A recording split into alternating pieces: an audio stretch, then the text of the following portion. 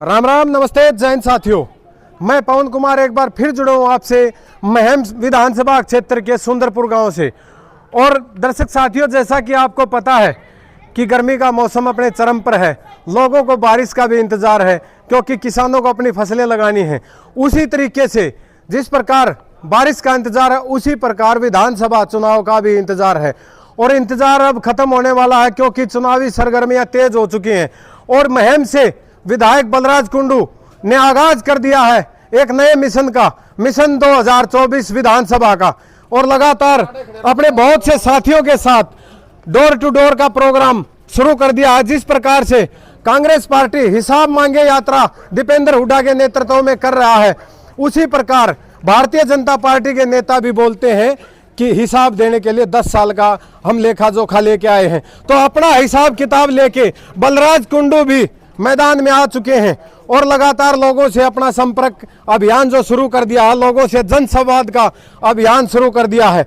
और देख सकते हैं आप मेरे पीछे काफी भीड़ जो नजर आ रही होगी, वो लगातार ये बलराज कुंडू जी लगातार देख सकते हैं गर्मी के मौसम में पसीने से तरबतर विधायक बलराज कुंडू। नमस्कार जी। नमस्कार विधायक जी, आज से हलचल शुरू हो गई है, पूरी तरह से सरगर्मियां तेज कर दिया आपने। हल्के में एक उफान ला दिया राजनीति को लेकर, क्योंकि आम जनता को एक नेता से मिलने का जो समय नहीं मिल पाता। आप लगातार जनता के बीच में रहते हैं, क्या कहना चाहेंगे आज से जो शुरुआत करी मिशन की?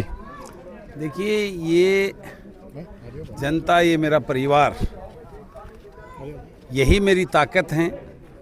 इन्होंने 2019 में मुझे अपना प्रतिनिधि मुझ पर भरोसा करके, विश्वास करके दिया था। अब पौने 5 साल हो गए, चुनाव आ गया है। मैंने अपनी तरफ से पूरी ईमानदारी और निष्ठा से जो ड्यूटी जिम्मेवारी दी थी उसको निभाने का काम किया हो, चाहे वो विधानसभा में हो चाहे धरातल पे हो। मैंने अपनी तरफ से पूरी ताकत और ईमानदारी और निष्ठा से उस ड्यूटी को किया है। अब उसके मार्क देने का मैंने अपना पेपर दे दिया है। उस पर कितनी मार्किंग करती है मेरा हल्के के, मेरे परिवार के लोगों को डिसाइड करना है। उसके लिए आज डोर टू डोर का कार्यक्रम हमने चालू कर दिए हैं।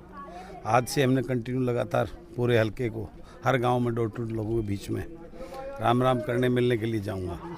तो 2024 का विजन क्या रहने वाला है विधायक जी? 2024 का विजन ये रहने वाला है कि 2024 की जो सरकार बनेगी वो मनमानी नहीं कर पाएगी। उसको उसके जनता के प्रति उसकी ड्यूटी को पूरा करने के लिए अब की बार एक नया गठबंधन तैयार हो रहा है। वो गठबंधन जिसकी चाहेगा उसकी सरकार बनवाएगा। अब की बार ये लोग इस बात को पहचान चुके हैं, जिस प्रकार से पूर्ण बहुमत की सरकार लेकर जिस प्रकार से मनमानी और प्रदेश को लूटते हैं, उनका पहरेदार होना बहुत ज़रूरी है। क्योंकि आज विपक्ष जिस भूमिका में है सबको पता है। तो इसलिए अब की बार हमने निर्णय लिया है कि एक ऐसा गठबंधन हम लोग तैयार कर रहे हैं। आने वाले 10-12 दिन के अंदर उस गठबंधन की रूपरेखा होगी और उस गठबंधन के बगैर अब की बार 2024 में किसी की सरकार नहीं बनेगी। और उस गठबंधन का उद्देश्य है सरकार की मनमानी को रोककर सरकार के जो दायित्व है, इस प्रदेश के विकास, इस प्रदेश के युवा को रोजगार, किसान मजदूर को उसका अधिकार, उसके लिए हम मजबूर करेंगे काम करने के लिए। हल्के में जिस प्रकार आप देखते हैं शिक्षा को लेकर, रोजगार को लेकर, या फिर परिवहन व्यवस्था को लेकर, परिवहन की व्यवस्था में काफ़ी अच्छा खासा जो ना आपने सहयोग किया है और शिक्षा में भी सहयोग किया, लेकिन सरकार की तरफ से फिलहाल जो महम के अंदर जो कमियां हैं वो भविष्य में किस प्रकार, अगर आप चुने जाते हो दोबारा से, जनता आपको मौका देती है, तो कितना करना चाहेंगे? अभी भी मैं, आपने देखा हो, मेरा इतिहास उठा के देख लो। आजकल तो विधानसभा में जो भी बोला जाता है वो सोशल मीडिया पर, टीवी पर लाइव दिखता है। मैंने जिस ईमानदारी और निष्ठा से अपने हलके की उन सारी तकलीफ़ों को, जो हक थे मेरे प्रदेश के, मेरे हलके के, महम के, उनको उठाकर उनको सरकार को मजबूर किया है। आप देखेंगे, मैं आपको पूरा लेखा दूंगा। मैं वो और नेताओं की तरह हवाई बातें करने में विश्वास नहीं करता। मेरा जो भी काम जो मैंने सरकार से करवाया है वो पूरे ऑफिशियल लेटर और प्रूफ के साथ है। उस सरकार के रिकॉर्डों में है कि मैंने उन चीज़ को वहाँ विधानसभा में उठाकर सरकार को मजबूर करने के लिए, मेरे ख्याल 500 करोड़ के आसपास पैसा जो विकास के एजेंडे पे लगा है, जिसका धरातल पे लोगों को एहसास हुआ कि ये काम हुआ है, वो काम करवाने का काम किया है। एक विपक्ष का विधायक होते हुए भी मेरे आजू बाजू में सरकार के समर्थन वाले या बीजेपी के विधायकों के जो हलके थे, आप उनसे कंपैरिजन मेरा करोगे तो आपको पता लगेगा कि किस प्रकार से उन सरकार के समर्थित और बीजेपी के विधायकों से भी ज़्यादा काम मैंने महम के अंदर करवाने का काम किया है। विधायक जी, हाल फिलहाल में बरसात का मौसम जैसे थोड़े चलते रहते हैं, चलते चलते बात भी कर लेंगे।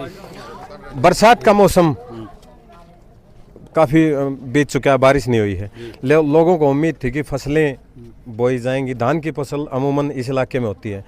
अब नहर में एक दिन का पानी आना और दोबारा पानी का ना आना, अब पूरे हिंदुस्तान के अंदर जगह जगह देख रहे हैं कि नदियों में पानी की भरमार है, लेकिन महम हल्के की नहर खाली है। दूसरी तरफ महम का बस अड्डा जिसकी हालत बहुत ही दयनीय है। साथ में आप देखेंगे पीने के पानी की व्यवस्था, 5-5, 10-10 दिन में पानी आता है। गांव में तो और भी बुरा हाल है। इसको लेकर क्या कहें? देखिए, यही लोगों को समझने की ज़रूरत है। जो आज से 10 साल पहले जिस 10 साल की सरकार इस रोहतक के लोगों की थी, और जो महम का हमारा विधायक, पूर्व विधायक माननीय आनंद सिंह डांगी जी वो बड़ी बड़ी बातें करते हैं। ये सवाल जो है ना, मैं उनसे पहले ही पूछता आया हूँ। 10 साल उन रोहतक वालों का राज रहा था। मैं तो आज विपक्ष में हूँ, वो मेरे से सवाल करते हैं। मेरे से पहले 5 साल वो विपक्ष में थे। वो लोगों को ये और मीडिया को ये कहते थे मेरी तो सरकार नहीं है, मेरी तो चलती नहीं।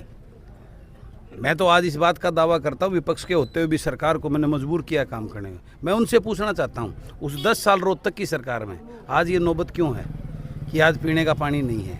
आज ये नौबत क्यों है कि जो ना स्कूलों का बेड़ा गर्क हो रखा है, अस्पतालों का बेड़ा गर्क हो रखा है, आज सिस्टम जर्जर हो रखा है? वो क्यों नहीं ऐसी व्यवस्था करके 50 साल तक लोगों को इस किसी कमी की महसूस ना हो?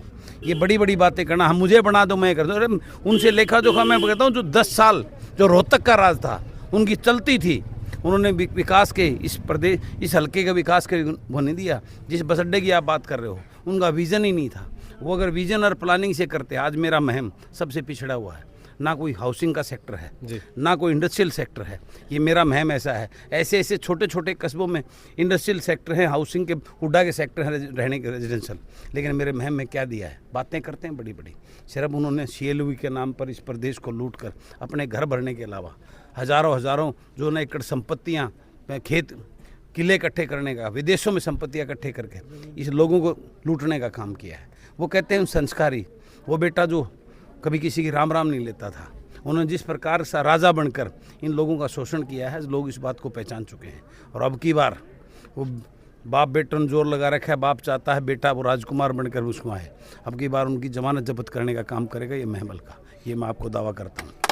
विधायक जी, देखते थे कुछ साल पहले 17-18 साल का युवा जो भर्ती होने योग्य था, वो देखते थे रोड के ऊपर, चाहे वो खेल मैदान के ऊपर, लगातार भीड़ रहती थी। युवाओं को एक क्रेज था भारतीय सेना में जाने का, लेकिन अग्निवीर योजना ने जवानों की कमर तोड़ कर रख दी। क्या कहना चाहिए?